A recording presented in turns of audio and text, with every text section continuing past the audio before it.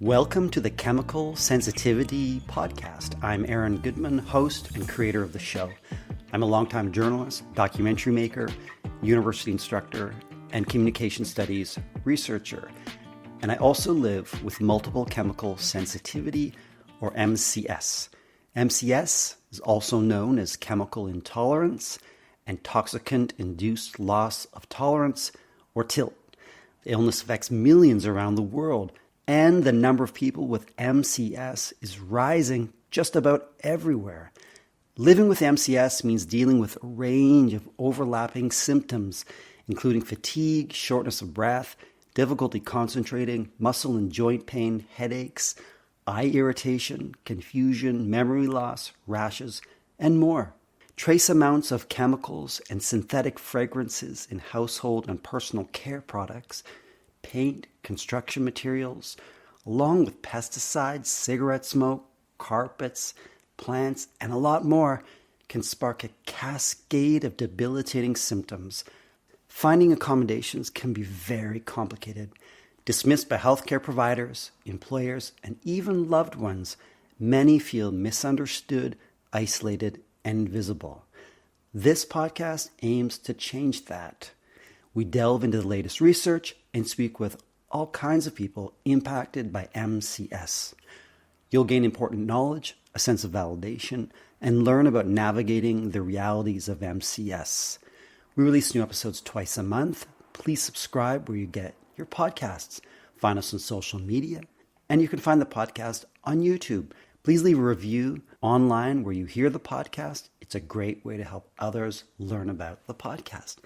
And if you'd like to hear someone interviewed on the podcast, or if there's a topic you'd like us to explore, just let us know. Email info@chemicalsensitivitypodcast.org. In this episode, I'm speaking with author and activist Jennifer Lunden, who goes by her last name, Lunden. Lunden is the author of American Breakdown, Our Ailing Nation, My Body's Revolt, and the 19th-Century Woman Who Brought Me Back to Life. We reached Lunden in Portland, Maine, on the east coast of the U.S. We talk about her lived experience with MCS and myalgic encephalomyelitis, chronic fatigue syndrome, also known as ME/CFS, how many folks with both illnesses are misdiagnosed by medical professionals, the strength it takes to cope with MCS, and more. This is the first time on the podcast that I talk with someone about brain retraining, which, as you know, raises all kinds of questions, and many people have different views about it. Nothing on this podcast is intended to be construed as medical advice. This episode contains a discussion of medical assistance in dying, or MAID, and suicide, and some may find this upsetting or triggering. Please contact a suicide crisis helpline where you live for confidential support and assistance if needed. The Chemical Sensitivity Podcast and its associated website are the work of me, Aaron Goodman, made possible with funds from the Marilyn Brackman Hoffman Foundation, supporting efforts to educate and inform physicians, scientists, and the public about multiple chemical sensitivity. The content, opinions, findings, statements, and recommendations expressed in this Chemical Sensitivity Podcast and associated website do not necessarily reflect the views and opinions of its sponsors. Thanks so much for listening.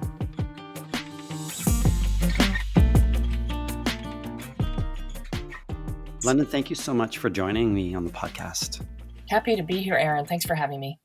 Before we dive into our conversation, would you be willing to share a little bit about yourself, the motivation for writing the book, and the illnesses that you have lived with?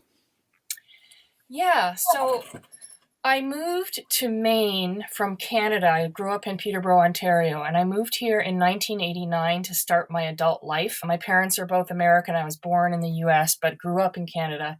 So I was able to live anywhere I wanted, and I moved to Maine, and I was so thrilled. And it was very stressful to start an adult life in a new city where I didn't know anybody. And I came down with a case of mononucleosis, and I had to quit my job, and I ended up having to go on welfare, and it didn't go away. And the first doctor that I had told me I was just depressed and the best thing for me would be to get back to work. But ultimately, I was able to get a diagnosis of what we now call ME/CFS, myalgic encephalomyelitis / chronic fatigue syndrome, at least here in the US. So I got that diagnosis, and I had been sick for about 5 or 6 years when I stumbled upon a biography of Alice James, who was the sister of the writer Henry James and the psychologist William James. And I already knew that Alice had spent most of her life bedridden, so I felt a sort of curious sisterhood with her and bought the book, and it changed my life because I felt like I really had found my illness sister, and I got very curious. Her illness was called neurasthenia, and it was an illness that many people had in the 19th century. And I just began to wonder if our illnesses were actually the same thing. And then meanwhile, I also began developing chemical sensitivities and came to know that had a name called multiple chemical sensitivity. If I was exposed to even things like perfume or scented hand soap or air fresheners or the worst, or fresh paint, those things would give me a headache that no pain reliever would relieve. And it felt like my brain swelled up in my head. And I'm sure many of your listeners already know that feeling. And then the brain fog, which made it really difficult to hold many thoughts at the same time and think clearly. And so when I was researching the book, I was looking for connections between my illnesses and Alice's, and between what's happening now and what was happening in the 19th century. And that ultimately led me to understand and contextualize my research as the health hazards of industrial capitalism. Anytime that any country has capitalism as the foundation of its economics, it means that people come second. And it means our health comes second or third, or I don't even know. Do you want to take us back to the first time you reacted to chemicals, synthetic fragrance? Yeah, like the one that I remember, and I don't think it was the first one, but I remember being at a friend's house and washing my hands with soft soap. And it was apricot honeydew or whatever the kind of name they give those things to make it sound like it's natural. And I washed my hands, and then I started getting a headache, and I couldn't figure out why. By then, I already knew that I would get headaches from some chemicals, but I hadn't been dealing with it for very long, and I didn't know how widespread it would be, and I certainly didn't expect it to happen from a hand soap. Then I went and tried to wash it off, but there are chemicals in fragrance products that are actually designed to help keep them in our skin. And so I couldn't wash it off, and I just had to live with a headache for the day. Yeah, so that's something that I think a lot of people can relate to, and we're surrounded by these chemicals, and it's really hard to get away from them on a daily basis for many of us. I want to perhaps invite you to read page 91 and 92, where you talk about the minefield of chemicals that you found yourself living in. I'd love to. So this chapter is called Minefield, and it begins, and then something new, headaches. They came when the waitress sprayed detergent on the table next to mine, when I entered a public bathroom that reeked of air freshener, when I rode in a car with a hole in the exhaust. They came when someone wearing perfume sat down next to me at the movie theater, or a reading, or a concert. When I breathed in the cloying chemical sweetness of lit, scented candles at the podiatrist's office and the potpourri on display at the department store. They came at the tire store and on airplanes, when I passed through the pesticide aisle at the hardware store and the laundry aisle at the supermarket. They came when I stayed at hotels that had just installed new carpet or laid down a fresh coat of paint. They came when I was exposed to the fumes from the toner in my printer and the chemicals off-gassing from my new TV or even a new pair of shoes. They came from the fabric softener I couldn't scrub out of the jeans I bought from the consignment store and the perfume I couldn't get out of the shirts. The world became a minefield. Before I fell ill, headaches were a rarity and easily relieved with a couple of aspirin. But these new headaches were something different. They started behind my eyes, a pressure, subtle at first. Soon, though, it felt as though my entire brain was pressing against my skull. A fog rolled in. My capacity to juggle a number of thoughts at once, an ability I had taken for granted, dwindled. Everything closed in. The pain was dull, grinding, relentless. Tylenol didn't touch it. Advil didn't touch it. Hydrocodone didn't touch it. I was helpless to repulse this pain. The lymph nodes in my neck swelled up. My throat got raw and sore. The only thing that stopped the onslaught was separating myself from the offending agent, or it from me. At that time when you first developed multiple chemical sensitivity, can you talk about how you dealt with that, whether you sought out medical help, and what kind of responses you got from medical professionals? First of all, I want to say that the pediatrician I had in Canada was such a wonderful doctor, and I had him all my life. And then I moved to Maine and didn't have a doctor. And that first doctor that I got was the one who was dismissive, traumatizingly for me when I was so sick. But because of that experience, I vowed never to put myself in that kind of position again. I did find several different kinds of support groups, including one for people with ME/CFS, and later I found another one for people with multiple chemical sensitivity. And through those, I was able to hear about doctors that were trustworthy. And I wound up seeing a Dr. Joe Pye, who is in the book, and he specialized in environmental medicine. And so I think I actually might have been seeing him before I started developing chemical sensitivities. But his whole intake form included things like what industries were in the city where you grew up. Really looking at what chemicals might you have been exposed to. Well, I was in Belize right before I came to Maine, and DDT's been banned in the US and in Canada, but they just send the DDT now to the countries that haven't banned it, and Belize was one of them. So if you have roaches in your house, you use DDT to get rid of them. So I would have been exposed to that when I was there. So anyway, he was wonderful at taking seriously that these chemical exposures were influencing my health. And he would try lots of things, and I went on a really strict diet, and we tried things like vitamin B injections. When you get this sick, you will try just about anything to get better. At least I did, because I wanted so desperately to get better, and I was determined.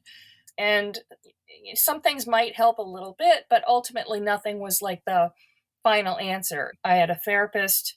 Therapy is not going to cure ECFS or MCS, but it can be really helpful in dealing with the stresses of having these illnesses and the stresses of living with disability and the stresses of living with a disability that's so dismissed by our culture.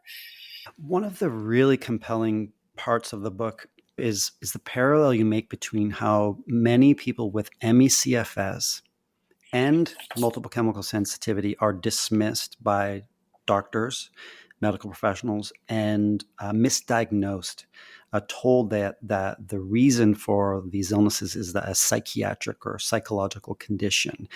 You write that ME/CFS strikes as much as 4 times more women than men.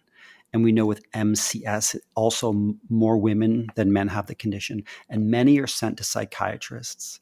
Many were told that their illnesses were yuppie diseases. You talk about a 2006 study by a psychiatrist named Simon Wesley, who wrote about ME/CFS. Quote, the diagnosis elicits the belief the patient has a serious disease, and it becomes a self-fulfilling prophecy. Diagnosis leads to the transgression into the sick role, the act of becoming a patient, even if the complaints do not call for it. The development of an illness identity and the experience of victimization. In the book Doing Harm by Maya Dusenberry, who's been on the podcast, she quoted a study that said that even as late as the year 2000, when people are misdiagnosed as having psychiatric illnesses, mental health professionals are often the first to make a correct diagnosis of autoimmune disease. And you quote a study that says that 75% of people with ME/CFS were misdiagnosed as psychological cases by one or more of their doctors. So we know that this happens for folks with ME/CFS and MCS. Do you want to talk a little bit about how you see this? It's years that it takes for people with these illnesses to get an accurate diagnosis. First of all, they're misdiagnosed, which is a pretty serious problem when you just call it that. It's a misdiagnosis. But second of all, they're living with the misdiagnosis. They're maybe not able to access things like Social Security that can help them live without having to work so that they can try to get their health back. They don't have that validation from society, and so maybe their partners don't believe them, and so it caused strife within the relationship. Maybe they can't get accommodations at work since they don't have an official disability according to a doctor. And I just want to say that about 50% of people who have long COVID also qualify for the criteria of ME/CFS. And I have a friend who developed long COVID. Her doctor ultimately refused to sign the paperwork so she could continue getting disability through her job. And she had to go back to work full time. And she still has to work full time. And because she's working, she can't get better. And so there's a tremendous amount of power that doctors hold. And when they're misinformed and biased in part by their training, which in my opinion, a little behind the times in the science. And one of the studies that I read found that it takes something like 17 years or 19 years for medical research to actually hit the ground and be used by the doctors who are out there with patients. And so it's a serious problem. And not to mention the feelings of shame that patients have. And some of us are pretty strong and we know something's wrong and we just know that the doctors don't have it right.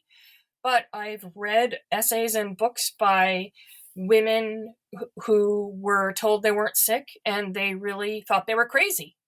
They thought they were crazy, which isn't healthy because they weren't crazy. They were sick. Yeah, no, I get it. And I'd just like to ask you a little bit more about this theme of the role and influence of doctors in Western society. And you write about a 1951 theory developed by a person named Talcott Parson, who writes about the theory of the sick role.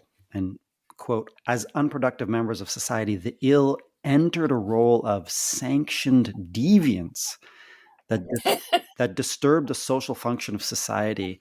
Is it your view, building on how you understand this theory, that people who have ME/CFS or MCS and other chronic illnesses are seen as deviants and we're meant to be under the control of a doctor rather than working with medical professionals as more of a partnership? Yeah, so that idea of the sick role, which was developed so long ago, still has conscious and subconscious effect on healthcare providers and members of our culture, especially because we're a capitalist culture. Our value as humans is viewed through what we can produce and what we can do to make the culture continue to grow economically. That's how our value is seen. And it's interesting just hearing you read the quote.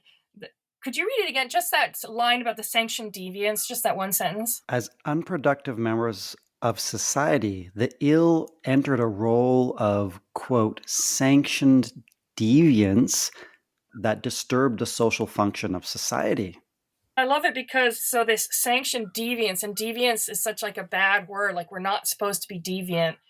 I have two feelings. One is, no, I don't want to be viewed as deviant by the powers that be, because that makes me an outsider who has no power and no value in my culture.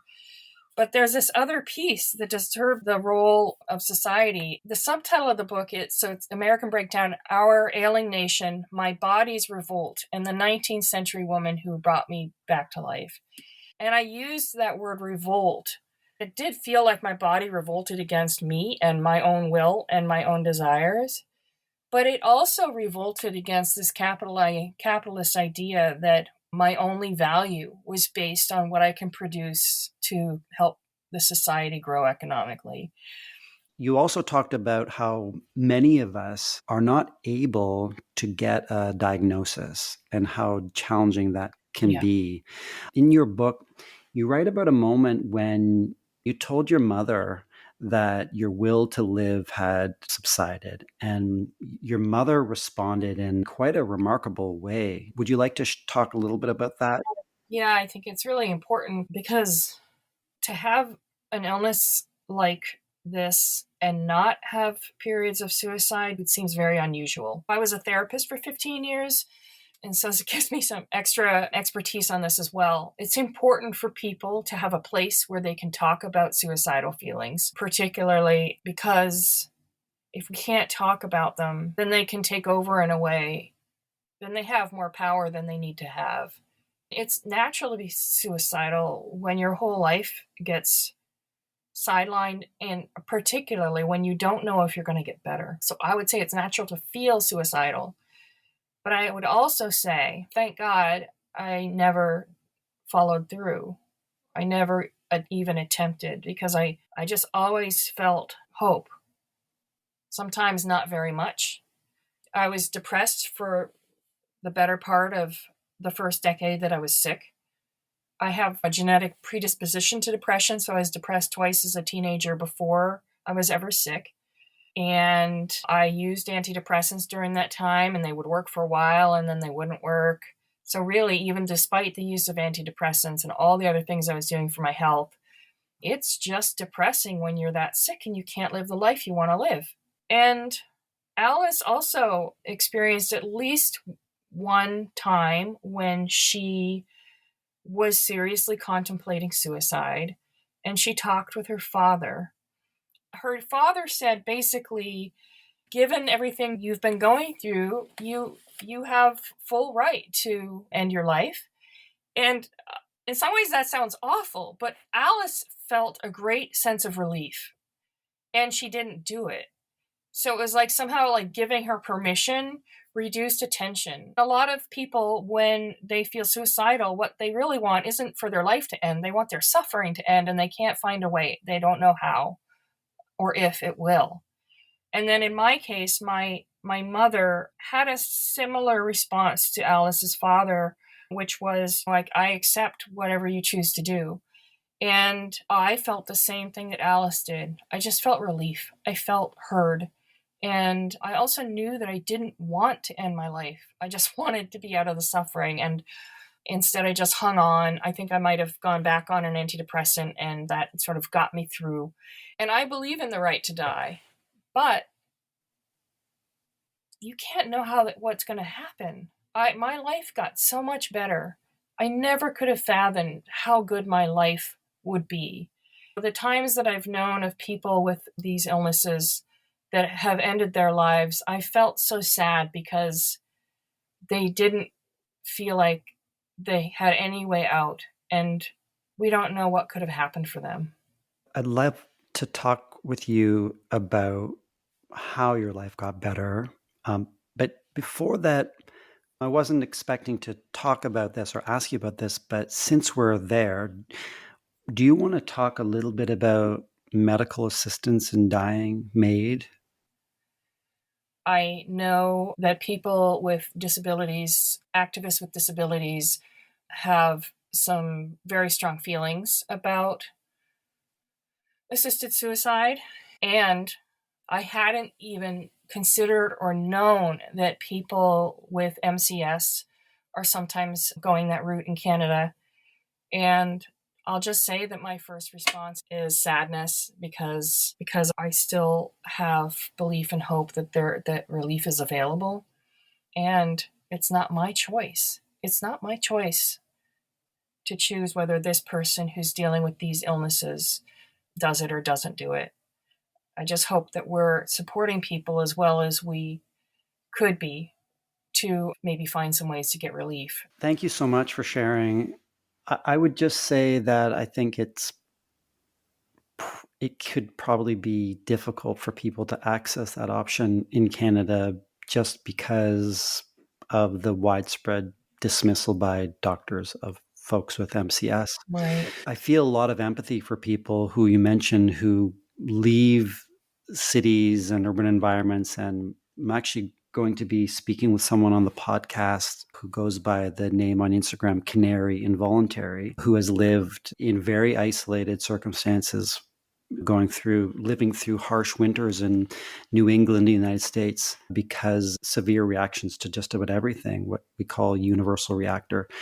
So I'll be interested in speaking with her about that and just learning more about the fortitude it takes to continue to do that. It takes a tremendous amount of fortitude. Oh, gosh. To do what those people are doing and to even live day to day and manage being in the world or on the edge of the world. Oh, absolutely.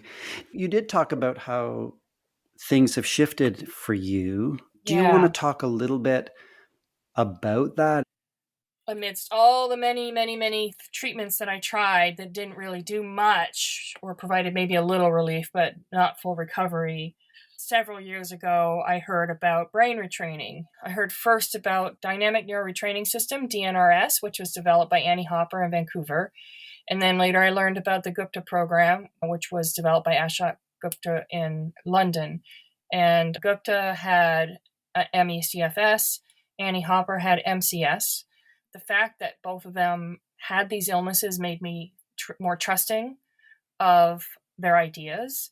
And both of those programs were developed to very systematically retrain the brain so that it doesn't go into fight or flight in the times when somebody might be triggered, worried that they're going to get tired by doing something, or worried that the smell of somebody's perfume is going to give them a headache. I'm going to interrupt myself right here because I have never talked about this in an interview because it is way too easily misunderstood as somebody saying, you just need to think differently. Or does it open up the opportunity for medical professionals to say, yeah, we're right. MCS is an anxiety disorder. And some researchers have in the last few years published a paper claiming that MCS is a panic disorder. Is there a risk by talking about the overinflamed reaction or hypersensitivity of the amygdala, the limbic system, that we are supporting the argument that MCS is an anxiety or panic disorder? Well, and the idea that it's all in our head, which is the very thing we've been fighting against for so long. When I started writing the book, I was trying to get better, and I was really hoping that by the time I'd finished, I would have found the magic bullet, the biological thing that vindicates us all. And instead what happened was I was desperate. I learned about this treatment that people were saying was curing them. I did the program, which is very specifically and research-based, designed for people with these illnesses. And people do need to be careful not to just go with any brain retraining program. They need to choose ones that are designed for people with these kinds of illnesses. And I did it within 2 weeks. I was starting to have fewer reactions to chemicals. And the first thing I found is I was able to use the hand soap at my workplace, which I had never been able to use. And after I kept doing it for a year and a half, the programs say do it for 6 months, but I was not doing an hour a day. I was doing a half an hour. And in that time, I had full recovery. Now I would say I had full remission. And I was pretty convinced this is a huge, I was cured. It was a miracle. And I was able to travel and live my life fully and not worry about chemicals and not worry about fatigue. And then 3 years in, I was under a lot of pressure with the deadline on my book. I got a cold. The symptoms didn't go away the way they should have.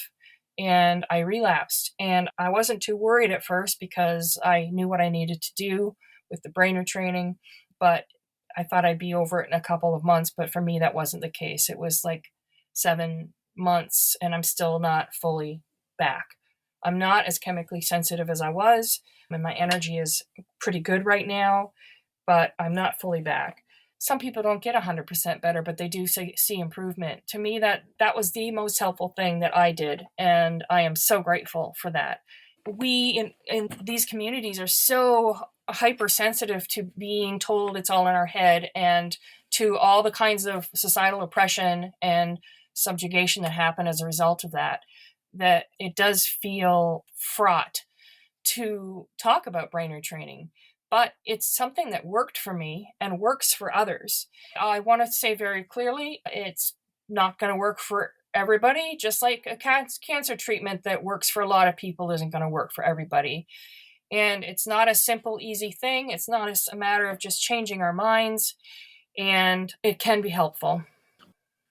I really appreciate the nuanced sharing around this. I would like to interrupt more just to say the reason I don't talk about it, I haven't until this moment talked about it, on a podcast or any event, is because it's too hard to get. In the book, I really build up. I talk about psychoneuroimmunology. My belief is that all illness is biopsychosocial.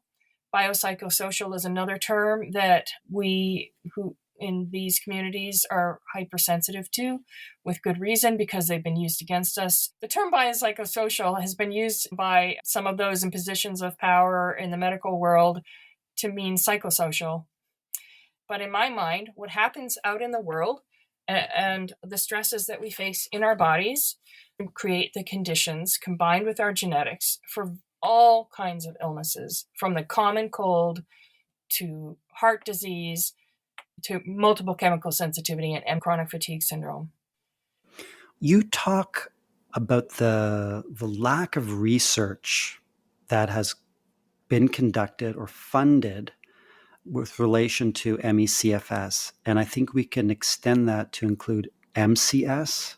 And you write that ME/CFS has devastated the lives of as many as 2.5 million Americans, and you compare the amount of funding for cancer research and HIV/AIDS research, and you write, what might have happened if ME/CFS, and we can perhaps include MCS, had actually received its fair share of funding? How many answers might have been discovered? What biomarkers? How many treatments? I recognize this topic comes on the heels of our chat about brain retraining. And the follow-up question is really about how severe, how much of a hazard are the chemicals that we're exposed to, right? Because you talk about Taron Randolph, who was an early researcher, proponent of environmental medicine, and he called it a petrochemical problem, right? He developed a new branch of medicine called clinical ecology, which then led to environmental medicine. And his core argument, if I understand it, was that these chemicals, petro-based chemicals, are very harmful to us. So those are two connected questions, again, recognizing that they come after our chat about brain retraining. Yes, which is great because I did brain retraining a long time ago, and one of the things that Annie Hopper says early on in one of those DVDs is, despite everything that she's saying about brain retraining in the limbic system, it doesn't mean that these chemicals aren't a problem. I know from the research that I did for my book that we are not adequately protected by the government from the chemicals that we use in our everyday products, and that all of us are better off using natural products as much as possible. And while I see brain retraining as a valid treatment for multiple chemical sensitivity and ME/CFS, that doesn't change that we are exposed to too many chemicals, and too many chemicals that aren't safe for us. And we have no idea the effects of that chemical soup that we're being exposed to every day. You've been listening to the Chemical Sensitivity Podcast. I'm the host and podcast creator, Aaron Goodman. The Chemical Sensitivity Podcast is by and for the MCS community. The podcast is supported by the Marilyn Brackman Hoffman Foundation and listeners like you. If you wish to support the podcast, please visit chemicalsensitivitypodcast.org. Your support will help us continue making the podcast available and creating greater awareness about MCS. Thanks for listening.